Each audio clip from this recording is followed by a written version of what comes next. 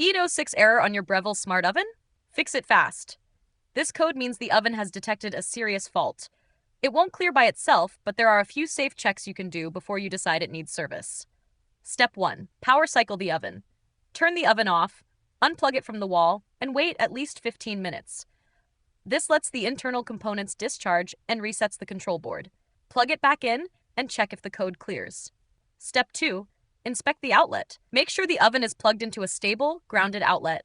Avoid extension cords or overloaded circuits. This oven pulls a lot of power, and a weak connection can trigger error codes. Step 3. Check airflow. Move the oven so it has at least 4 inches of space on both sides and 6 inches above. Blocked vents can cause overheating and errors.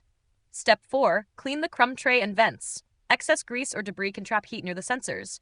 Slide out the crumb tray and wipe it with a damp sponge. Then check the rear vents for buildup. A soft, heat-resistant cleaning sponge works best here. I keep one on hand that fits into the vent slots without scratching, linked in the description. Step 5. Test again. Plug the oven back in. Start a simple cycle like toast or bake, and see if the error returns immediately. If the E06 code comes back right away after these checks, that means there is likely an internal failure that only Breville can repair. Use the support link in the description to contact them before your next cook.